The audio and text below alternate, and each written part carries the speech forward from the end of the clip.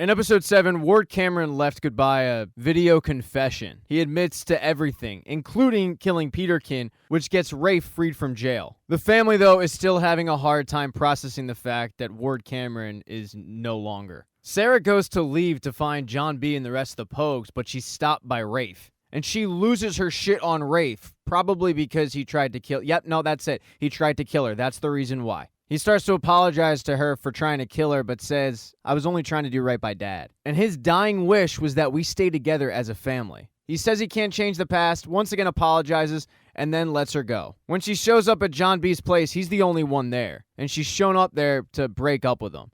She can't get over the fact that when she needed him most, it seemed like he was enjoying the fact that her father just committed suicide. She figured that of all people, John B. would understand the loss of a dad. This has made things just way too complicated for her, so she's got to take a step back. She takes off the bandana, necklace, wedding ring, gives it back to him, and says, sometimes things just aren't meant to be. She doesn't want to go back home that night, so she heads back to Topper's. And Topper does make her feel better. He reminds her that the next night is the big bonfire, which is a tradition. So maybe they can just have some fun instead of focusing on the negative stuff. The next day, though, is this thing called school. It's where the youth of America go to learn. And even though John B. looks like he's 35 years old, in the show he's a teenager, so he has to go. It's the first time he's been back in school in a while. But while he gets ready for a test that he didn't even know was coming, another girl in the class, who only looks about 24, hands him a note telling him that she wants to meet up with him that night at the bonfire. After class, they're heading to the next one when they're stopped by a teacher who wants to show him something. He volunteers at the Maritime Museum, and there was something that came up recently that he thought would pique their interest. It's a journal that they found. Now, there's no name attached to the journal, but it's Denmark Tanny's journal. They know this because comparing signatures, it's the same thing. Pope thanks the teacher, and the teacher tells him it's important to know your own history. So somehow, this guy knows Pope is related to Denmark Tanny. Apparently, Pope was the only one who didn't know. They make photocopies of the journal, and after school, Pope starts reading it to the group. The Royal Merchant came upon another ship that was on fire. They started to help out the crew, but first they wanted the crew's cargo, which included the cross of Santo Domingo. Once they got the gold and the cross on board, they left the Spanish soldiers to die. Now they figured that the cross has to be hidden somewhere else because it was simply too big. But they can't figure out the connection between the key, the island room, the cross, all of it. I mean, they don't even know what the island room is. And that's when JJ comes up with the idea that they're thinking too hard. And what they need to do is go, blow off some steam, aka drink their faces off at the bonfire, and then maybe a discovery will just pop into their head. It takes some convincing, but Pope eventually gets on board with this plan. Now, while the kids are waiting for the bonfire, the Limbreys at this point have figured out that the key that they got was bogus. And Carla has instructed Renfield to get the key no matter what. She's extremely worried that they've already found the cross. And time is of the essence. Carla Limbrey is really sick. So Renfield goes and asks help from a couple of buddies who are Army Rangers and who are sharpshooters with a bow. They buy in, and that night they head from Charleston to the Outer Banks to get the key.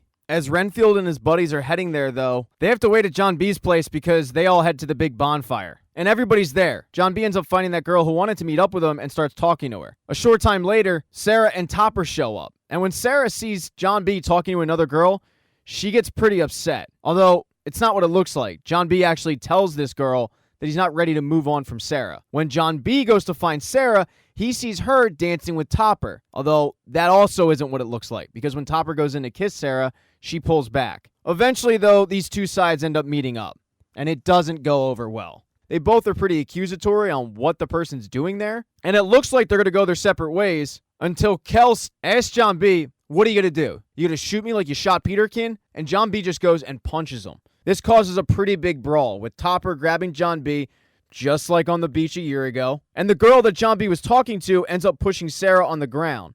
Sarah, though, is defended by Key. Eventually, everybody just gets out of there, with the Pogues heading back to John B.'s place. John B. is a little surprised that Key defended Sarah, but Key says, yeah, of course. I mean, she's not a real kook. As John B. goes to get another beer, though, he hears something, and that is when Renfield comes out of the bushes with his hands up. He lets the group know that he hasn't come alone, and that there are Army Rangers sitting in the bushes who, on his command, will fire at will. And to prove this, he has one of them shoot an arrow into a tree. This puts the fear of God into them, and it's made Renfield pretty untouchable. So while Pope really doesn't want to give up the key, doesn't seem like he has a choice, and he hands it over. That's a pretty bad turn of events, but it might not be as bad as what's going on in the Cameron household, because Rose has no idea where the gold is. Ward left absolutely no documentation on what happened to it. What safe, what company, account numbers, nothing. Rafe, who is trying to be the man of the house, says, all right, well, don't worry. We'll find the gold. In the meantime, we still have the construction company. But she turns to him and says, no, we don't. The construction company's in debt. Why do you think your dad was doing what he was doing? We have 1 month to come up with $1.7 million. And this revelation makes Rafe so angry that he punches a hole in the wall. But you can kind of see a little bit of the plaster that was there before. That night, Rafe is so stressed out that he starts banging lines of cocaine, and Rose comes in and lets him know that's not going to make you feel better. But Rafe turns it on her and says, no, I'll tell you what my problem is. I have a stepmother who lies to me. I mean, you really think that I believe that you can't find the gold? I mean, admit it. You know where the gold is and you just want to keep it for yourself. Rafe is getting those crazy eyes and he's freaking Rose out, but she's putting on a strong face. Even when Rafe pulls a knife on her, she puts on a strong face. She's only saved, though, when there's a knock at the door. And when Rafe goes to answer it, she is very relieved because Rafe is scaring the crap out of her. When Rafe answers that door, though, it's Carla Limbry, and she's looking for the island room. The next morning, Topper drops Sarah off at her house because she just needs to grab some clothes. And they agree to meet up later that night, but when she enters the house, nobody's there. She starts looking around the house for somebody, but that's when she enters the room that Rafe punched a hole in. And that room has had the plaster torn all off of it. And that's when Sarah realizes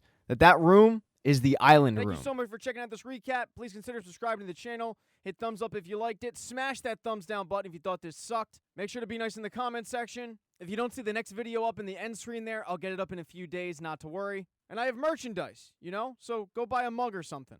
It's never too early to think about Christmas gifts, folks. But once again, thank you for checking out this recap.